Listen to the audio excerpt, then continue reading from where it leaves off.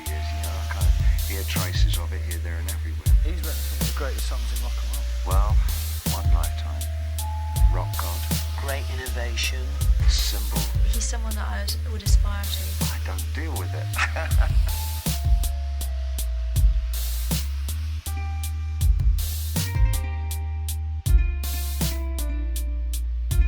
I think it's okay to listen to the Beatles, but I think it's also very important to listen to, say, The Streets, a brand new band on the English scene right now. And we can only learn from our mistakes. Well, I'd like to believe that we can only learn from our mistakes, although I don't really think that will happen. Est-ce que ça s'apprend d'être rockstar? In my case, yes.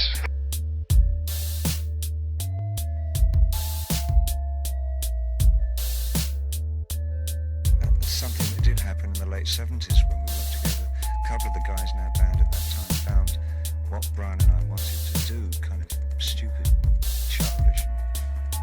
I guess they're probably right, but it produces great results.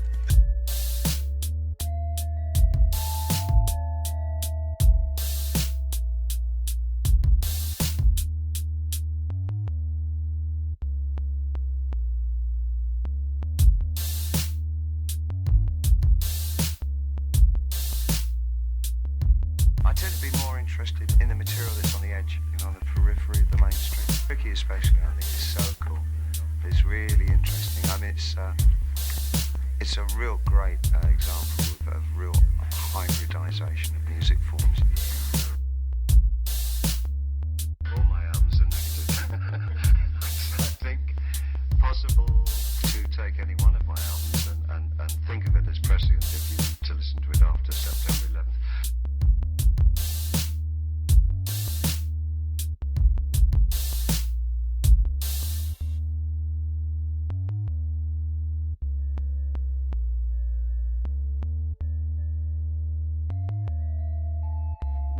Arrived here, I got to the airport, and the first thing that happened is that there were 3 or 4 press people, I think, behind me in the line who were saying, have you seen David Bowie yet? And I said, yeah, you can't miss him. He's just over there. He's got a green raincoat on and bright red hair. Yeah. And so they turned to me and said, is that David Bowie? And I said, yeah, I think that's him.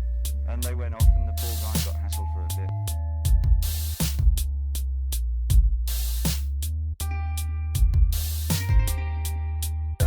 Particularly, the Americans, there's a line the Americans won't cross. It has to be a certain conformity to things before they'll allow that to take a place in their hearts or homes. Whereas the English will embrace eccentrics and always have done. Do you consider yourself an eccentric? Not a little. not really. No. Well, certainly the Americans I am, but I'm not sure that I'm really considered eccentric in England.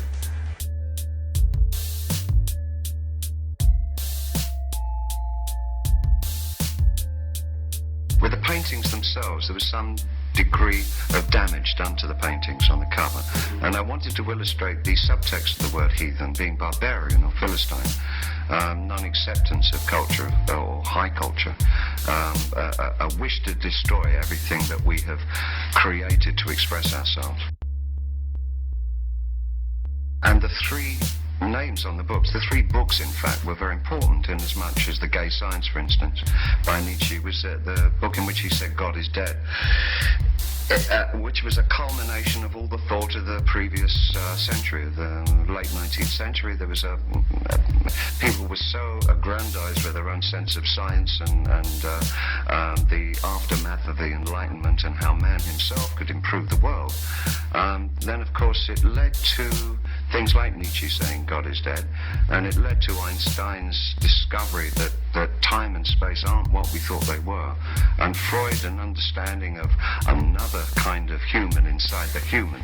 All these things culminated in the idea that everything we'd known before was wrong. Everything. So we start out the 20th century with this clean slate. We are now the gods.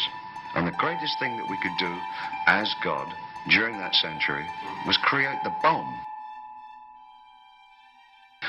And I think that in itself, in the 50s and 60s, the repercussions of what we had done by standing in for this idea of morality, ourselves, creating it all ourselves, so destroyed our fix on what we should be doing in life that we're still living through that chaos right now. We have no spiritual lives to speak of. There's quasi-new religions, but there is no direct sense of what our purpose is anymore.